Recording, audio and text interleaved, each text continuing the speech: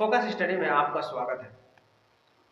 आज की क्लास में हम देखेंगे कि हमारे भारत में अनेक प्रकार के जीव जंतु पाए जाते हैं और वो समय के साथ विलुप्त होते जा रहे हैं और कुछ ऐसे भी प्रजाति हैं जो लगभग विलुप्त होने के कगार में पहुंच गए हैं। बोलने का अर्थ है कि उन्हें संकटापन्न कैटेगरी में रखा गया है। वे दिन ब दिन जो है खत्म होते जा रहे हैं। लोग एक तो उनका शिकार कर दे रहे हैं या फिर वो जंगलों से भटकने की वजह से उनका जो है मौत हो जा रहा है किसी कारण से। तो इन सारे जीवों को संरक्षण देने के लिए हमारे देश में अनेक प्रकार के जो है स्थल बनाए गए हैं। कुछ को हम लोग हॉट स्पॉट्स के नाम से भी जानते हैं, जिनमें हिमालय, पश्चिमी घाट, पूर्वी घाट के इलाकों को शामिल किया जाता है। और साथ ही कुछ ऐसे क्षेत्र भी सरकार द्वारा सुनिश्चित किए गए हैं, जैसे कि आप नाम जानते ही होंगे, जैसे हम लोग सुनते हैं अभयारण्य, नेशनल पार्क, बायोस्फीयर रिजर्व। तो ये सभी में हम लोग आज थोड़ा सा अंतर देखेंगे और समझने की कोशिश करेंगे कि इनमें क्या फर्क होता है। मेनली इन तीनों में, नेशनल पार्क, वन्य जीव अभयारण्य और बायोस्फीयर रिजर्व में। तो शुरू करने से पहले हम लोग ये समझ लेते हैं कि संकटापन्न जीव किसे कहते हैं। संकटापन्न जीव ऐसे जीव को कहते हैं जो लगभग खत्म होने ही वाले हैं। मतलब बहुत जितने वो पहले थे उतने अभी नहीं हैं। वो दिन ब दिन खत्म होते जा रहे हैं और एक समय के बाद अगर उन पर विशेष ध्यान नहीं दिया गया तो वो पूरी तरह से समाप्त हो जाएंगे। तो उन पर विशेष ध्यान और उनके जीवन को बचाने के लिए जो है हमारे भारतीय सरकार द्वारा अनेक कदम उठाए गए हैं। उनमें से ये जो जीव हैं उनको सुरक्षा देने के लिए 3 कैटेगरी में, जैसे कि हम लोग देख चुके, वन्य जीव अभयारण्य, राष्ट्रीय उद्यान और जीवमंडल रिजर्व। तो इन जीवों के बारे में हमें पता कैसे चलता है? इन जीवों के बारे में हमको एक किताब है जिसका नाम है रेड डाटा बुक, उससे पता चलता है।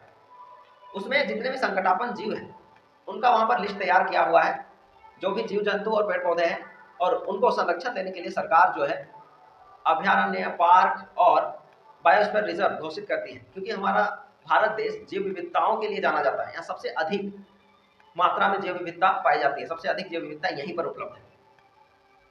तो आज की क्लास में हम इन सभी को, मतलब नेशनल पार्क्स, अभयारण्य और बायोस्फीयर रिजर्व को समझने की कोशिश करेंगे। तो सबसे पहले समझते हैं वन्य जीव अभयारण्य।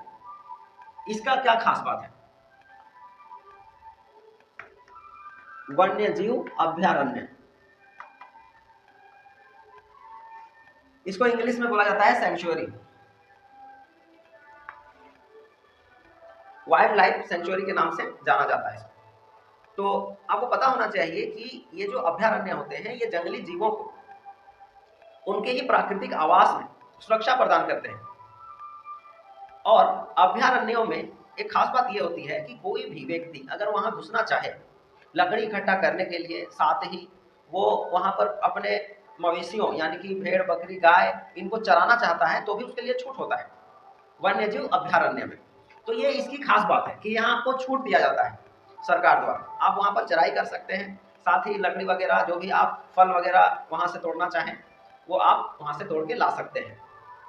तो इस प्रकार इसमें जो है सुविधा प्रदान किया जाता है। और एक खास बात कि वन्य जीव अभयारण्य जो है हमारे भारत में देखा जाए तो कुल 567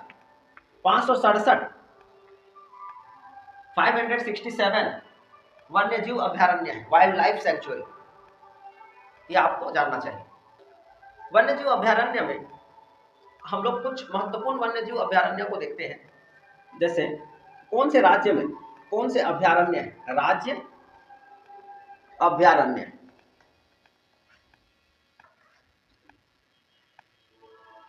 राज्य अभयारण्य। तो सबसे पहले देखते हैं कि हम जिस राज्य में रहते हैं उस राज्य में कौन कौन से अभयारण्य हैं। सबसे इंपॉर्टेंस को देखेंगे बस, क्योंकि 567 सभी को देखने के लिए बहुत लंबा हो जाएगा वीडियो, इसलिए हम कुछ को देखेंगे बस। तो सबसे पहला जो हम लोग का झारखंड राज्य है, यहाँ पर कौन कौन से अभयारण्य हैं? तो झारखंड राज्य में जो अभयारण्य है, एक अभयारण्य है हजारीबाग अभयारण्य, हजारीबाग वन्यजीव अभयारण्य। उसके बाद झारखंड में ही और एक है जिसका नाम है पलामू।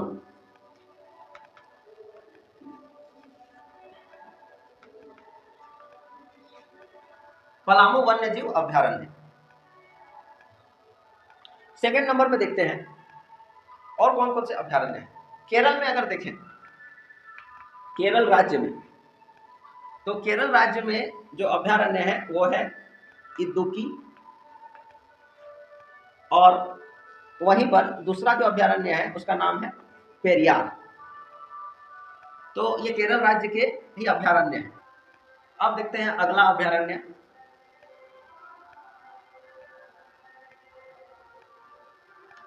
अगला जो अभयारण्य है राजस्थान में है वो।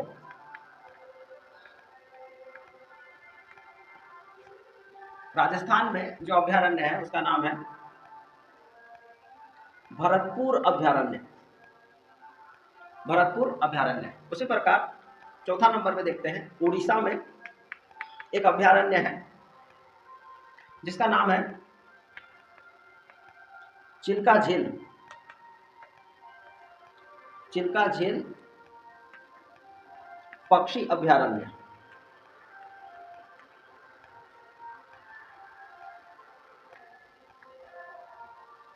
पांच नंबर में देखते हैं एक ऐसा अभयारण्य जो पहले अभयारण्य था लेकिन अब उसको सरकार द्वारा नेशनल पार्क घोषित कर दिया गया है। जैसे वो है आपका जम्मू कश्मीर में, जम्मू एंड कश्मीर, जम्मू एंड कश्मीर में, तो उसका नाम है दाचिगम। दाचिगम। तो ये दाचिगम जो है ये अभयारण्य ही था, अभी हम उसको अभयारण्य में लिख रहे हैं, लेकिन ये जो है नेशनल पार्क में इसको बदल दिया गया है। यहाँ पर जो है किसी को भी घुसने का परमिशन नहीं है। नेशनल पार्क में बदलते ही ये हो जाता है कि वहाँ किसी भी व्यक्ति का जो गतिविधि है वहाँ पर नहीं देखा जाता है किसी प्रकार का गतिविधि। जैसे कोई वहाँ से लकड़ी ले जा नहीं सकता है, साथ ही वहाँ पर चराई नहीं कर सकता है, इस तरह का बहुत सारा पाबंदी लग जाता है। इसी प्रकार 6 नंबर पे देखते हैं, तो 6 नंबर में है हरियाणा। हरियाणा में जो अभयारण्य है उसका नाम है सुल्तानपुर। सुल्तानपुर अभयारण्य।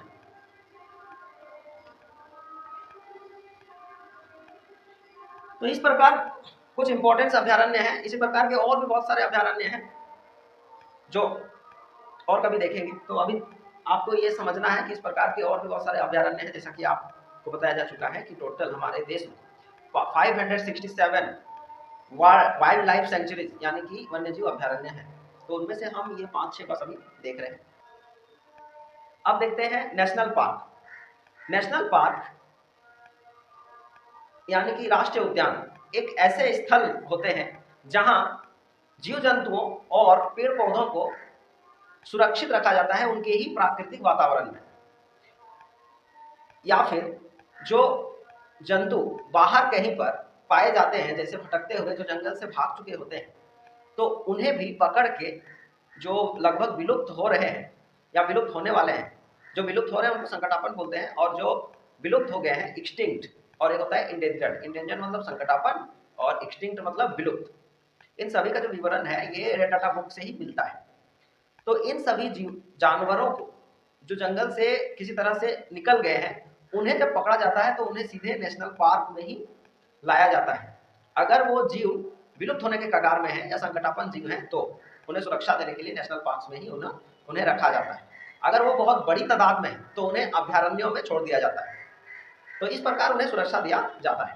तो नेशनल पार्क जैसा कि आप समझ चुके हैं, राष्ट्रीय उद्यान ये वैसा क्षेत्र होता है जहां पर पेड़ पौधों और जो भी जानवर होते हैं, जंगली जानवर, उनको उनके प्राकृतिक पर्यावरण में ही सुरक्षा प्रदान किया जाता है। लेकिन फर्क बस इतना होता है अभयारण्य और राष्ट्रीय उद्यान में कि वहां लोगों को चराई के लिए, साथ ही लकड़ी ले जाने के लिए, किसी प्रकार का ईंधन की लकड़ी और जो भी कंद फल मूल ये सब ले जाने के लिए जो है उनको छूट दिया जाता है। लेकिन यहाँ पर किसी प्रकार की कोई छूट नहीं होती, यहाँ सभी पर प्रतिबंध होता है। यहाँ आप चराई नहीं कर सकते हैं, लकड़ी फल वगैरह ये सब आप नहीं ले जा सकते हैं नेशनल पार्क से। वहाँ पर सब चीज प्रतिबंधित होता है, मतलब बैन लगा होता है, वहाँ पर आप कुछ नहीं कर सकते। मानव हस्तक्षेप से पूरी तरह से वो दूर होता है। नेशनल पार्क जो होता है वो भारत में काम आता है वैज्ञानिक अध्ययन और साथ ही पर्यटन के लिए। पर्यटन यानी कि लोग घूमने के लिए जाते हैं, तो घूमने के लिए जाते हैं तो वहाँ पर बहुत सारा धन इकट्ठा होता है, जिससे नेशनल पार्क का जो भी खर्चा है, जानवरों का खाना पीना, वो भी जैसे शेर बाघ बहुत तरह के जानवर होते हैं नेशनल पार्क में, तो उनके खाने के लिए जो चीज़ें हैं वो खरीद के लानी पड़ती है कभी कभी। तो उन सब चीज़ों की भरपाई के लिए जो है सरकार टिकट की सुविधा करती है, जिससे कुछ फंड में पैसा जमा होता है और उसी पैसे से वो पूरे नेशनल पार्क्स का या फिर जो भी अभयारण्य है उनका जो मैनेजमेंट है वो देखा जाता है। तो हमारे भारत में आपको ये भी जानना चाहिए कि हमारे भारत में जो है कुल 106 राष्ट्रीय पार्क हैं, नेशनल पार्क्स, राष्ट्रीय उद्यान बोलते हैं नेशनल पार्क्स को। तो इनकी संख्या जो है वो हमारे भारत में कुल 106 है। पहले ये 103 था, अब 106 हो चुका है, 3 और राष्ट्रीय पार्क जुड़ चुके हैं। दिन ब दिन जो अभयारण्य, पहले जो अभयारण्य थे उन्हें धीरे धीरे सरकार द्वारा परिस्थितियों को देखते हुए राष्ट्रीय पार्क में बदल दिया जाता है। तो अब राष्ट्रीय पार्क का थोड़ा सा हम लोग लिस्ट देखते हैं कि हमारे भारत में कौन कौन से महत्वपूर्ण राष्ट्रीय पार्क हैं। तो चलिए देखते हैं।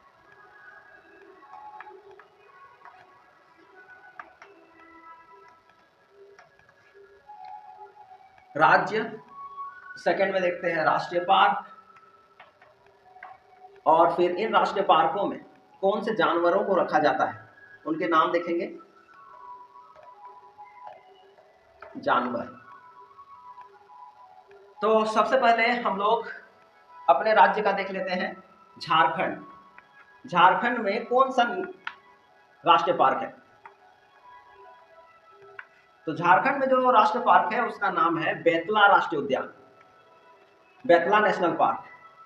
यहाँ पर किन जीवों को रखा जाता है? तो आपको पता होना चाहिए कि यहाँ पर बाघ, साथ ही हाथी, हिरण और गौर, इन सभी को सुरक्षा प्रदान किया जाता है। सेकंड नंबर में जो राष्ट्रीय पार्क है वो है असम। ये बहुत ही फेमस राष्ट्रीय पार्क है जिसका नाम है काजीरंगा राष्ट्रीय उद्यान। आप बहुत नाम सुने होंगे इसका, काजीरंगा राष्ट्रीय उद्यान जो असम में है। और इसका जो संरक्षण का केंद्र बिंदु है वो एक सींग वाला गेंडा है। एक सींग वाला जो गेंडा मुख्य रूप से असम में ही पाया जाता है, एक सींग वाला गेंडा, जिसको हम लोग राइनोज बोलते हैं। थर्ड नंबर में देखते हैं कि अगला केरल में, केरल साउथ इंडिया का एक राज्य है।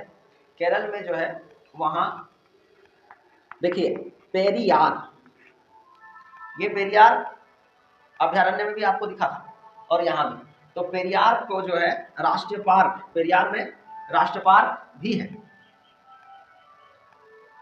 कभी कभी क्या होता है कि सरकार द्वारा जो है अभयारण्य को राष्ट्रीय पार्क में बदल दिया जाता है, मतलब उसमें जो भी प्रतिबंध वगैरह लगा के उसको राष्ट्रीय पार्क घोषित कर दिया जाता है।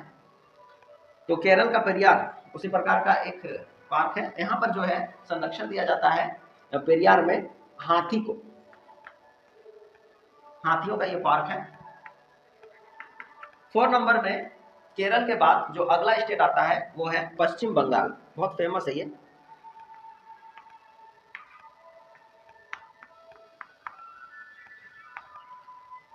पश्चिम बंगाल, पश्चिम बंगाल में जो पार्क है उसका नाम है सुंदरवन, सुंदरवन, सुंदरवन राष्ट्रीय पार्क। और यहां पर मुख्य रूप से बाघ को संरक्षण दिया जाता है। नंबर 5 में देखते हैं अगला जो है मध्य प्रदेश। मध्य प्रदेश में कौन सा राष्ट्रीय पार्क है? तो मध्य प्रदेश में आपको बता दूं कि यहाँ 2 राष्ट्रीय पार्क है। एक है कान्हा, एक का नाम है कान्हा, जहां पर हिरण को संरक्षण दिया जाता है। हिरणों का ये नेशनल पार्क है। उसके बाद अगला जो मध्य प्रदेश में ही है वो है आपका पन्ना। पन्ना में मुख्य रूप से हाथियों को संरक्षण दिया जाता है। नेक्स्ट देखते हैं 6 नंबर। 6 नंबर में हम लोग देखते हैं उत्तराखंड राज्य। उत्तराखंड में जो राष्ट्रीय पार्क है उसका नाम है जिम कॉर्बेट। ये बहुत ही फेमस है। फेमस इसलिए भी है क्योंकि ये जो है उत्तराखंड का ये जो जिम कॉर्बेट राष्ट्रीय पार्क है, ये भारत का सबसे पुराना नेशनल पार्क है। ये याद रखिएगा, सबसे पुराना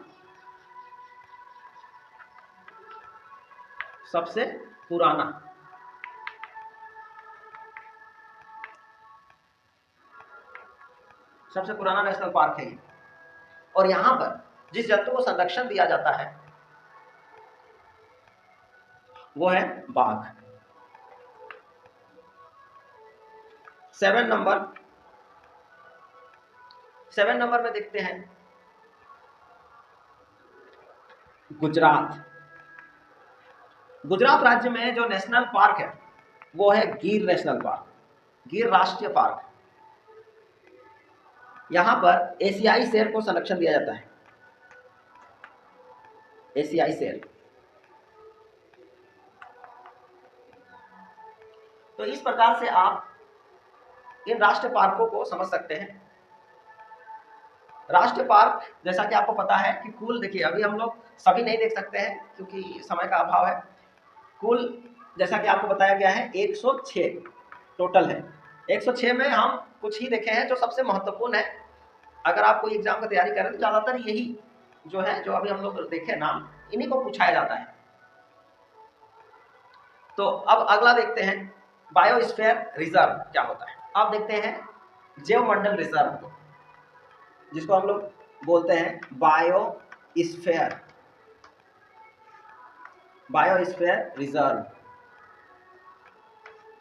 रिजर्व या फिर जैव मंडल रिजर्व के नाम से जाना जाता है।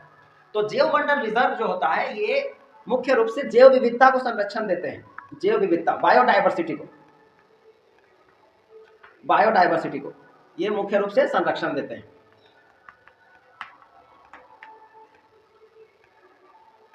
हमारे देश में अनेक प्रकार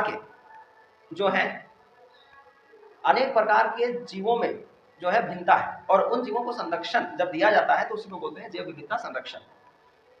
अलग अलग प्रकार के जीवों को सुरक्षा देना, जैव विविधता संरक्षण।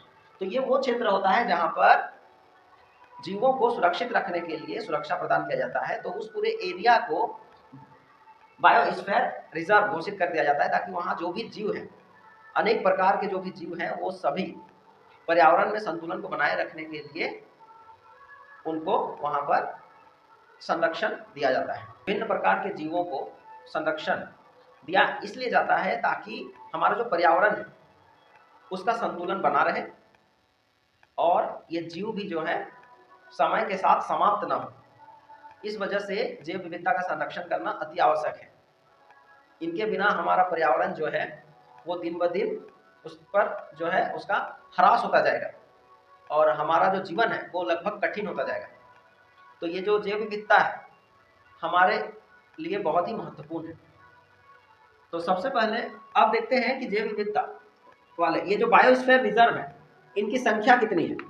इनकी जो कुल संख्या है पूरे भारत में टोटल 18 बायोस्फीयर रिजर्व है। टोटल 18 बायोस्फीयर रिजर्व है, इनकी संख्या कुल 18 है, जिनमें से यूनेस्को के द्वारा यूनेस्को MAB है, जिनमें से यूनेस्को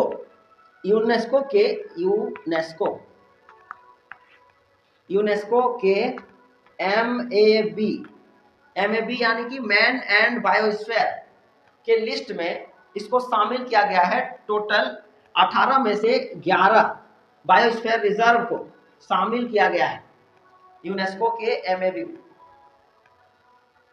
और भी जो चीज है इसमें बायोस्फीयर रिजर्व में और एक बात जानने की जरूरत है, वो है कि हमारे भारत में जो सबसे बड़ा बायोस्फीयर रिजर्व है,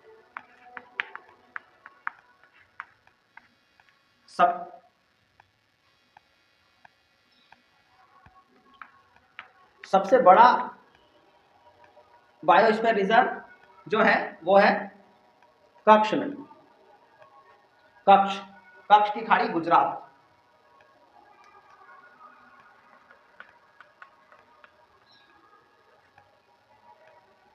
कच्छ की खाड़ी गुजरात में, तो ये स्थित है गुजरात में। इसी प्रकार आपको ये भी जानना चाहिए कि सबसे छोटा, ये सब बायोस्फीयर रिजर्व है, सबसे छोटा बायोस्फीयर रिजर्व, सबसे छोटा जो बायोस्फीयर रिजर्व है, सबसे छोटा बायोस्फीयर रिजर्व का जो नाम है वो है डिब्रू सैखोवा। और ये कहाँ स्थित है? ये है असम में, आपको जानना चाहिए, ये असम में स्थित है। ये जो बायोस्फीयर रिजर्व का जो क्षेत्र होता है ये मानव हस्तक्षेप से पूरी तरह से प्रतिबंधित होता है। यहाँ कोई भी व्यक्ति को, यहाँ किसी प्रकार का जो गतिविधि है, मानवीय गतिविधि यहाँ नहीं दिखाई देता है। मतलब लोगों को यहाँ किसी भी तरह का छेड़खानी करने का कोई परमिशन नहीं होता है, बोलने का मतलब ये। तो इस प्रकार से बायोस्फीयर रिजर्व को आप समझ सकते हैं। अगला जो है वो देखते हैं, उसका नाम है मरीन संरक्षित क्षेत्र।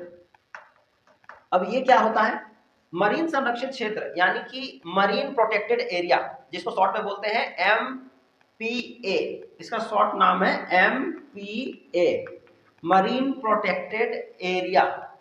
ये जो होता है ये जल में पाए जाने वाले विभिन्न प्रकार के जीव, जो अलग अलग प्रकार के जीव होते हैं, जैसे सी हॉर्स, मछली, साथ ही और भी डुगोंग, आप नाम सुने होंगे, जो सील, ये सब जल में पाए जाने वाले जीव हैं। किसी विशेष एरिया में ही ये पाए जाते हैं। उसके साथ ही कोरल्स जो होते हैं, फिर ऑक्टोपस, तरह तरह की मछलियां जैसे गोल्ड फिश, पिराना, शार्क, डॉल्फिन, ये सारे जो जीव हैं, इन सभी जीव, ये सभी जैव विविधता के उदाहरण हैं। डिफरेंट अलग अलग तरह के जीव हैं जिनको सुरक्षा प्रदान करने के लिए किसी एक समुद्री एरिया जहां पर ये जीव सबसे अधिक मात्रा में होते हैं, उस एरिया को प्रोटेक्टेड एरिया घोषित किया जाता है, मतलब संरक्षित एरिया। बोलने का अर्थ यह है कि वहां पर किसी भी प्रकार का मानवीय गतिविधि पर पूरी तरह से प्रतिबंध लगाया जाता है। वहां पर किसी भी व्यक्ति को कुछ भी करने का कोई अधिकार नहीं है।